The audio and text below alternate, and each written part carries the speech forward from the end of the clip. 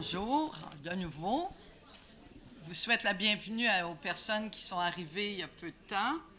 Alors, je suis Michèle Sirois, je suis la présidente de PDF Québec. Alors, on est rendu à l'étape du prix PDF Québec 2015.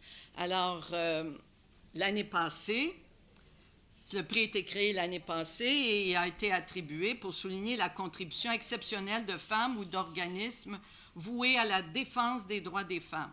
L'an dernier, le prix a été remis à la Maison de Marthe et à Rose Dufour qui prend soin des femmes prostituées qui veulent s'en sortir. Alors voilà cette femme merveilleuse qu'on a vue l'année passée.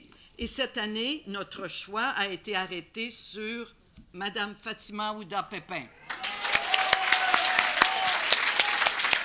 Alors, Madame, si vous voulez approcher.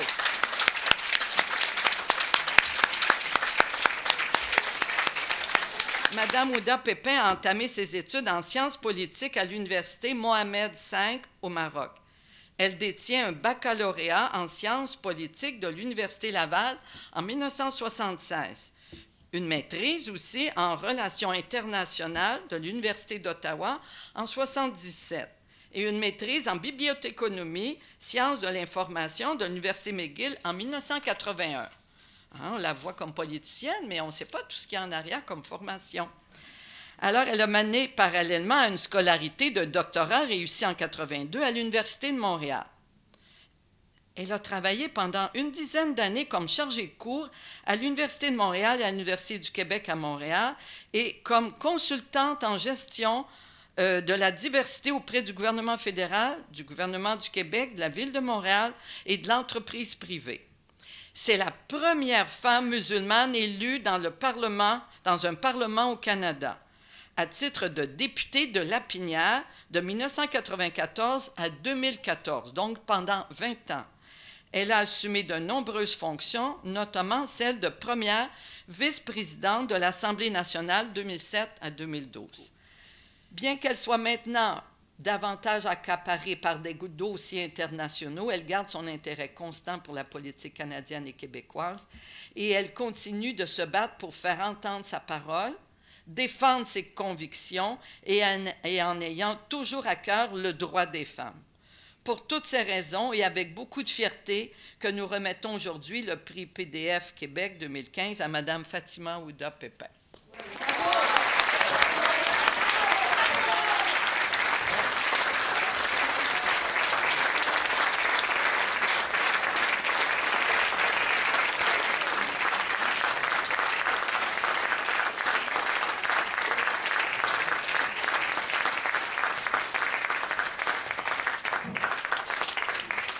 Avec un grand bonheur que je suis parmi vous et que je suis aussi ici pour témoigner de l'importance de l'engagement.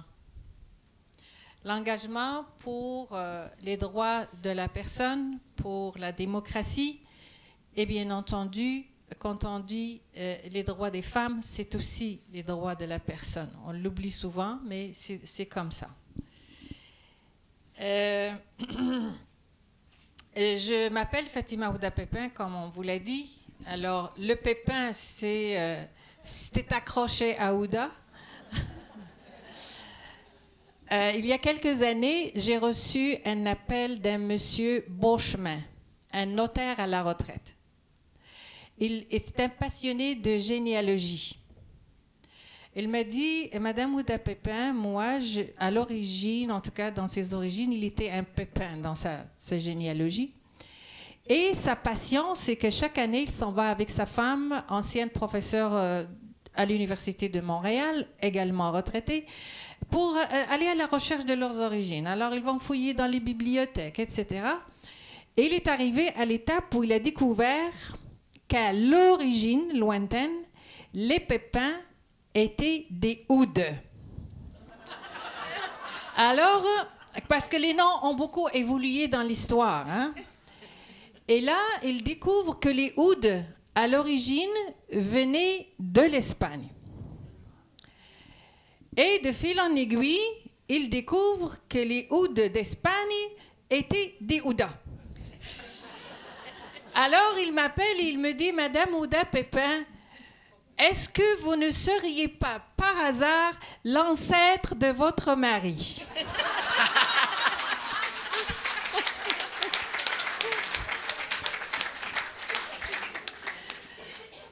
Alors, blague à part, c'est aussi l'interculturel. C'est qu'on peut même, par les origines, retrouver une souche qui nous relie.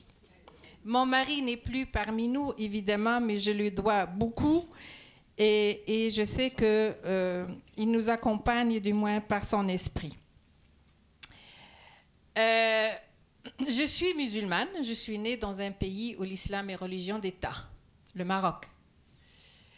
Et dans ce pays qui m'a vu grandir, moi, je n'ai connu que l'ouverture et la tolérance. Mes amies étaient chrétiennes, elles étaient juives. On me faisait l'obligation à la maison d'amener mes amies juives et chrétiennes pour fêter l'Aïd avec nous.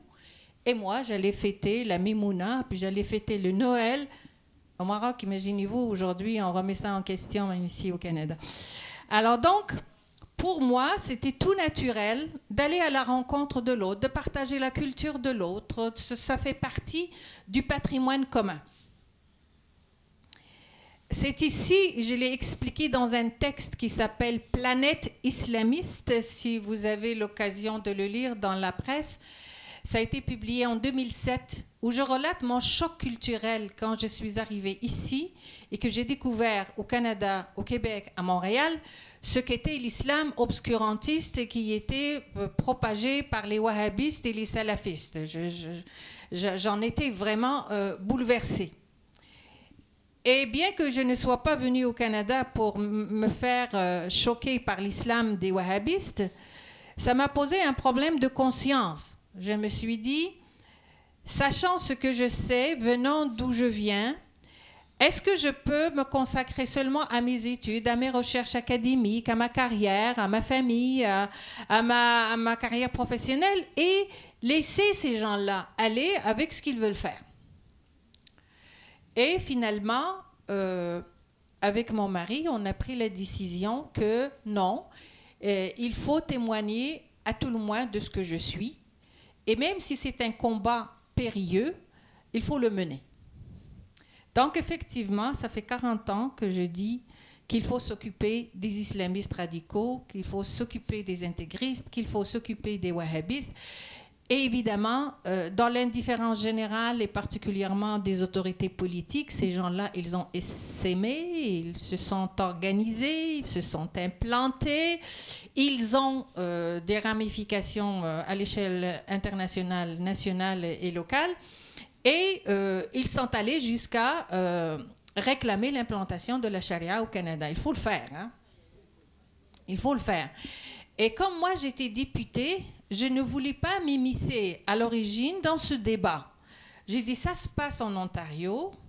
Puis en plus de ça, je me suis dit, il faut que les groupes de femmes et les femmes musulmanes et les communautés musulmanes parlent, bougent, dénoncent ce qu'ils ont fait avec une certaine efficacité. Et puis, en décembre 2004, le rapport de Marianne Bold, la ex-ministre de la Justice et ministre de la Condition féminine, est tombé, où elle recommandait au gouvernement de l'Ontario d'implanter les tribunaux dits islamiques. Alors moi, je n'en revenais pas. C'était le pire Noël que j'ai passé dans ma vie. Et là, je me suis dit, est-ce qu'il faut encore que je me mette là-dedans? Tu sais, j'avais fermé tous mes dossiers, j'étais dans d'autres affaires.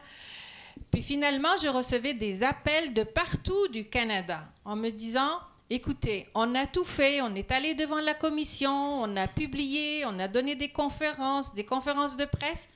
Il manque une seule chose, votre voix. On veut l'entendre. Alors, je me suis dit, comment est-ce que je vais m'impliquer dans le débat, surtout que les choses étaient cannées, là, les patates étaient cuites. Les carottes sont cuites. Aussi. Alors donc, j'ai décidé, parce qu'on n'entreprend pas un combat comme ça à main nue, là. Et il faut d'abord et avant tout expliquer aux gens de quoi il s'agit. Parce que moi, à l'Assemblée nationale, d'abord, dans ma formation politique, le Parti libéral du Québec, tout le monde était d'accord avec l'Ontario. Ensuite de ça, du côté du PQ, il y avait pas mal de gens qui disaient, et même une ancienne ministre que je connais, que j'estime beaucoup, qui est très féministe, m'a dit, écoute Fatima, si jamais tu décides de faire quelque chose contre ça, là, tu vas avoir énormément de difficultés parce que les Juifs ont les tribunaux rabbiniques. Donc, si tu t'attaques ça, tu vas être... À l'époque, le mot islamophobie n'existait pas encore. Elle m'a dit, tu vas être accusé de discrimination à l'égard des musulmans. Là, tu vas avoir des problèmes. Alors, elle m'a même envoyé un petit texte gentiment pour me dissuader qu'il ne faut pas que j'aille dans cette voie-là. Alors, ce que j'ai fait, j'ai décidé d'organiser un petit déjeuner conférence aux parlementaires, tous partis politiques confondus. Et je leur ai expliqué c'est quoi la charia, les tenants, les aboutissants, comment ça se présente, les sources, etc., les implications. Alors, voulez-vous la charia? Bon. Alors, par exemple, une femme, pour divorcer, elle ne peut pas divorcer par sa propre initiative. Elle ne peut pas demander le divorce. Elle n'a pas le droit. C'est la charia. Le mari peut divorcer sa femme en lui disant 3 fois, je te divorce. Et puis, elle est divorcée. Le reste, c'est juste du papier. Il peut aussi la divorcer à son insu.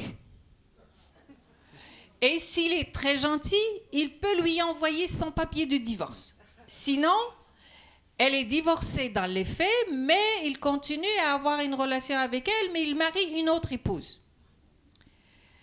Et le pire, c'est que les enfants dans tout ça, ils n'ont aucune protection. Alors, quand j'ai expliqué à mes collègues cet exemple et bien d'autres exemples de ce que c'était que la charia, ils m'ont dit, oui, mais nous, on ne l'a pas vu comme ça. Mais j'ai dit, c'est ça.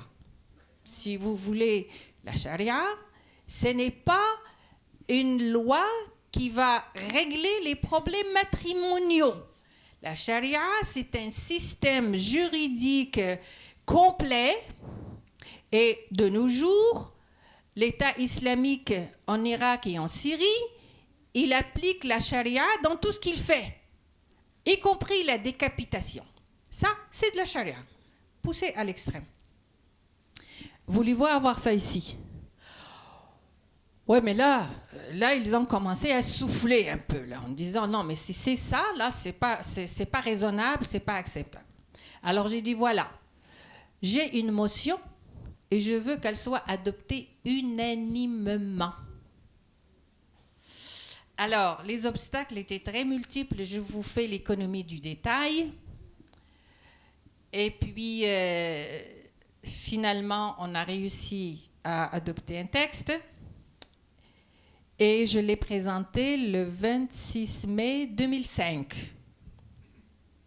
Le jour même, j'étais publiquement et symboliquement lapidée par tous les groupes islamistes en Amérique du Nord, mais ça ne m'empêchait pas de dormir. Je savais très bien que ça s'en venait. Et effectivement, comme l'a dit Mme Sirois, ça a mis l'Assemblée nationale du Québec sur la map du monde. Les gens étaient tout surpris de voir que quelque part, en Amérique du Nord, il y a un Parlement qui a osé affronter la chose et osé se prononcer dans ce sens-là. Parce que l'Angleterre est aux prises avec le problème, la France est aux prises avec le problème, la Belgique, l'Allemagne et tous ces pays-là, y compris les États-Unis, et à chaque fois, on essaie de céder par la gauche, de céder par la droite, sans jamais affronter le problème. Et parce que c'est un sujet complexe, j'étais évidemment inondée par les demandes de journalistes. Je les refusais toutes, sauf les émissions qui me donnaient un minimum de 10 minutes. Parce qu'en 10 minutes, j'ai le temps d'expliquer ce que je viens de vous dire là. Sinon, être dans le bulletin de nouvelles pour 20 secondes, ça ne m'intéressait pas, je n'avais pas de temps à perdre. Et tranquillement, ça a eu un tel effet, cette motion-là, que le Parti libéral du Québec, qui m'a fait tant de misère pour déposer la motion, 2-3 semaines après, c'était la fin de la session, mois de juin. Et mon boss, à l'époque, M. Charest, avait fait le bilan de la session. Comme à la fin de chaque session, les chefs font les bilans de la session. Et j'ai été très surprise de voir que M. Charest, dans le bilan du gouvernement libéral, il a inclus comme réalisation du gouvernement libéral la motion de Fatima Ouda Pépin.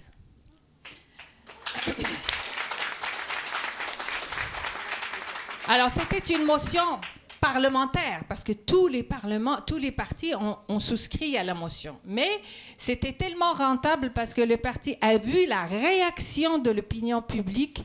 Ils ont vu les téléphones et tout ce qui rentrait au parti. Ils ont dit, bon, ben, Fatima avait raison. Bon, enfin, des fois, ça m'arrive. Mais toujours est-il que Madame Sirois a relaté un certain nombre de réalisations. Je suis une femme, effectivement, de projet. Le monument en hommage aux femmes en politique, il faut aller le voir à l'Assemblée nationale.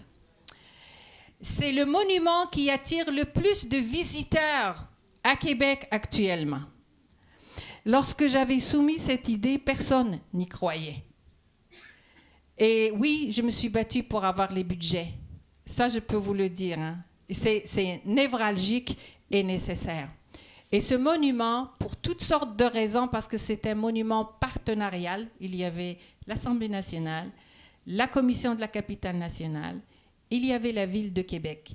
Et Madame Boucher, feu Madame Boucher, avait essayé d'ériger un buste pour une femme en politique. Elle n'a jamais réussi. Parce que la partisanerie politique s'est attaquée à la chose au point de départ et le buste n'est jamais sorti.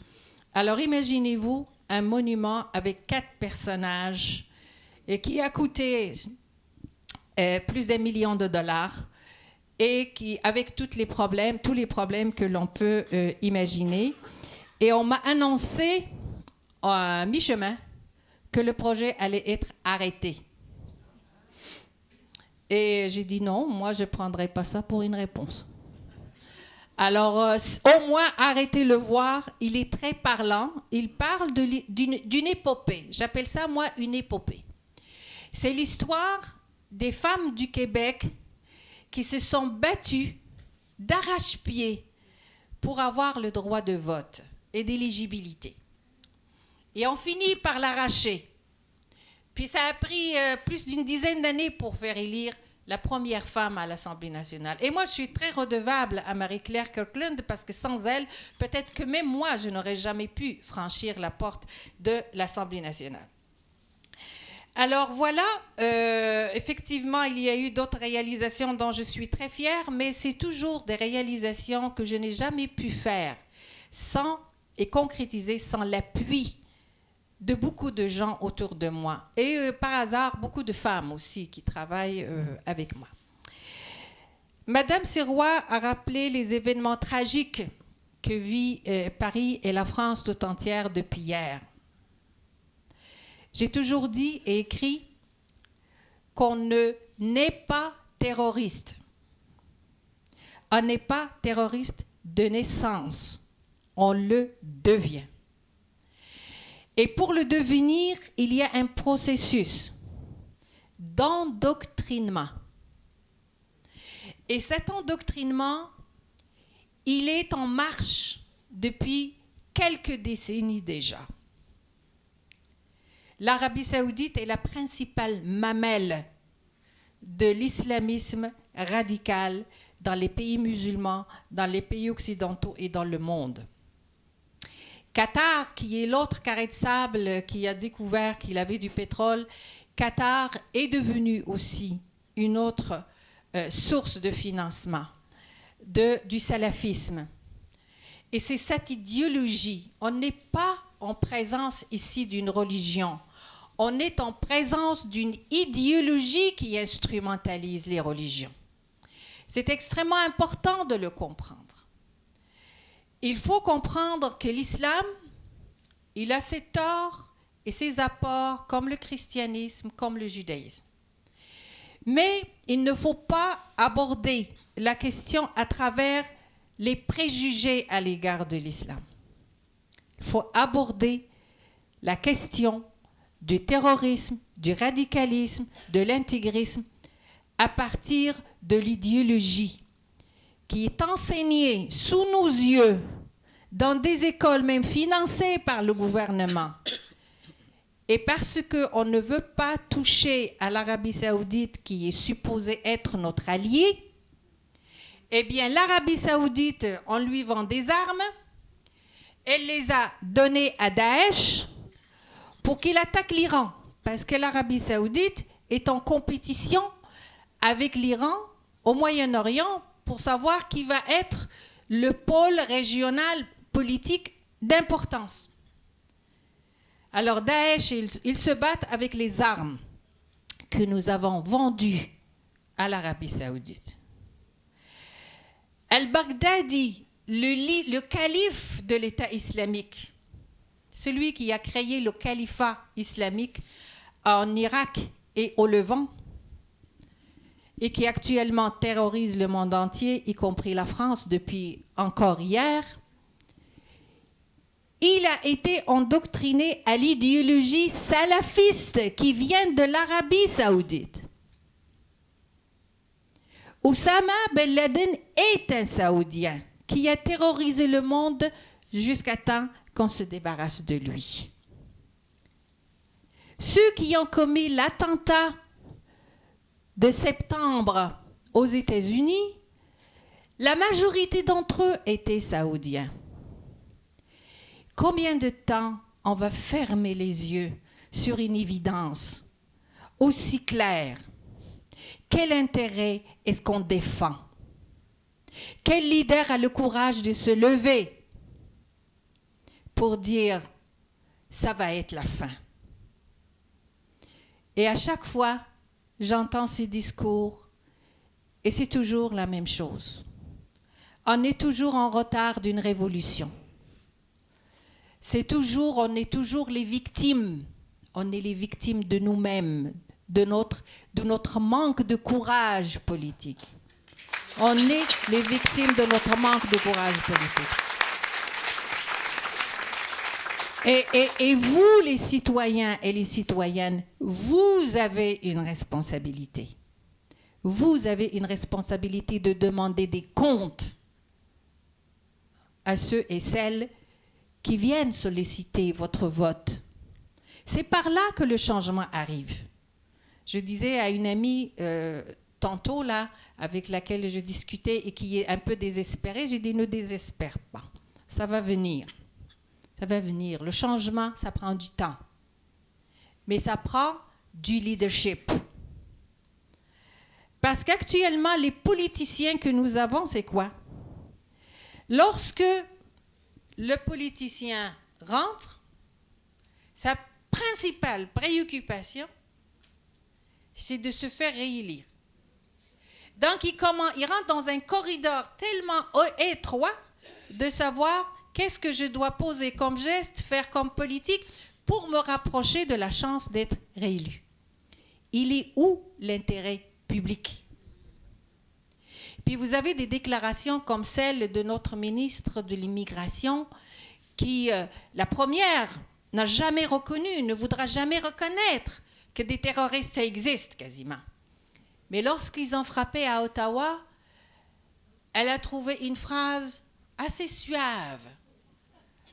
Elle a dit « Ah, mais nous avons perdu notre innocence !»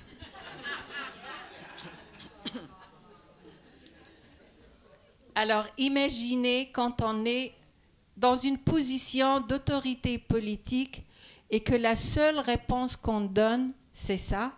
Je peux comprendre une réponse comme ça qui viendrait de quelqu'un qui n'est pas accroché au bulletin de nouvelles tous les soirs parce qu'il a une vie à vivre, à gagner, des enfants à élever, mais quelqu'un dont c'est la fonction et qui vous dit ça, c'est effectivement décourageant. Mais moi, je vous dis qu'il faut toujours garder espoir et surtout garder la vigilance et surtout garder la solidarité. Ce combat contre l'extrémisme, qu'il vienne de l'islam ou du judaïsme ou du hindouisme ou de n'importe quelle religion, ou de la droite religieuse, c'est un combat auquel nous devons faire face tout le monde ensemble. Tous ceux qui croient que la démocratie prévaudra. Et c'est ça qui va arriver si on se mobilise. Et je trouve que PDF Québec est un organisme qui travaille dans ce sens. Oui.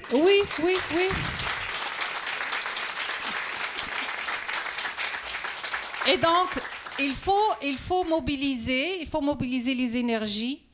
Il faut qu'on développe des solidarités, il faut qu'on travaille ensemble pour changer le monde, et c'est possible, Et moi, j'ai toujours dit qu'on ne pourra pas peut-être changer les choses du jour au lendemain, mais on peut faire des petites choses qui comptent.